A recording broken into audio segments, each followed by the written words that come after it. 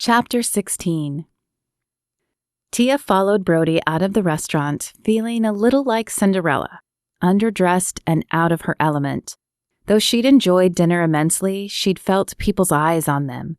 The rest of the diners wore button-down shirts and dresses, while she was in the pants Jordan had brought her. She couldn't wait to get to the clothing store and pick up some new clothes for occasions like these, assuming there were more occasions. When Brody had picked her up from Kara's, there had been a moment where she thought he was going to kiss her, where she wanted him to kiss her, but then he hadn't. She knew it probably had more to do with the loss of his wife, but it had still sent the insecurity fluttering in her stomach. What if he decided she wasn't interesting enough now that she was out of the hospital? What if what he thought was attraction was more what they called rescue romance, and now that she didn't need to be saved, the attraction had faded? "Did you get enough to eat?" Brody asked as they stepped into the cool evening air. The sun hadn't set completely, but the last orange, pink, and red rays were low on the horizon. "I did," Tia said with a laugh. "It's probably a good thing I'm wearing stretchy pants, or I might have popped a button, but I promise I'll dress nicer next time." "I think you look beautiful," Brody said as he opened the car door. Their gazes locked again, and Tia felt the pull once more. His eyes peered into her soul, and she opened every door to him, willing him to kiss her. A light breeze traipsed across her arms, sending goosebumps erupting on her skin. Her breath stilled as her lips parted, and his face lowered to hers. When his lips touched hers, sparks darted through her body, and though it was crazy, she felt as if she were experiencing her first, last kiss. Even more, she felt the last of the locks on her memory fall away. She gasped and pulled away from him. "What? Was it awful?" he asked. "I know I'm out of practice." She placed a finger against his lips to stop his ramblings and smiled. "I remember, Brody. Everything." Light radiated from his face as he threw his arms around her. "That's wonderful."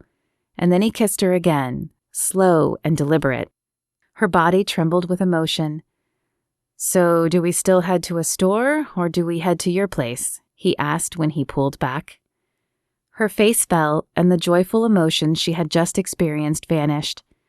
"I didn't have a place here. I'd expected the meeting with Rico to go quickly. I thought I could use my good looks to persuade him." She dropped her eyes to the ground, embarrassed by her choices. "Oh gosh, I was an awful person." "Hey," he said, putting a finger under her chin and tilting it up. "You might not have made the best decisions in your past, but we are all guilty of that. You have a savior who forgives you, and you have the opportunity to make new choices from here on out." "Do you think it's really that easy? Can I just forget my past?" She wanted him to say yes, but that old insecurity that had driven her to do horrible things whispered that he wouldn't want her now that he knew what she was really like. How could anyone want her? He brushed her hair behind her ear, his fingertips lighting up the nerves in her face. "No, you may never forget it, but you can apologize for what you need to and learn from the rest. Your past doesn't have to define your future." That is sound advice," she said breathlessly. Did he realize his words could also apply to him, though in a slightly different way? He'd lost someone he loved, but he didn't have to let that be the end of his story either. "Yeah, I guess it is." His eyes stared into hers again before closing as he leaned down. Before his lips touched hers, the sound of an engine revving grabbed Tia's attention. She turned her head to see a vehicle heading their direction. It was going fast, too fast, and the night of the accident came flooding back. Her body froze as she saw the headlights in her mirror again, blinding her. "Tia, you okay?" Brody's voice seemed far away as she watched the vehicle come toward them, helpless to do anything. "Tia!" The vehicle roared past them and Tia blinked. "I'm sorry," she said. That car, I heard the engine rev, and the lights reminded me of the accident. I couldn't move." "Hey, it's okay," he said, running his hands down her arms. "You're going to be okay. It's going to take some time to heal completely. How about we hit that department store and then I take you home? I think you could use some rest." "Yeah, Thanks. Tia's head was still spinning, and her heart was still pounding, though, as she buckled her seatbelt. She'd been so sure that vehicle was out to get them. Would she ever relax again? Brody sighed as he walked back to his car after dropping Tia off at Kara's place. She'd been so relaxed at dinner, and then the car revving its engine had sent her back into her shell. Even the trip to the department store and an hour of trying on clothing hadn't brought her back entirely. He wondered if she would always be chasing shadows.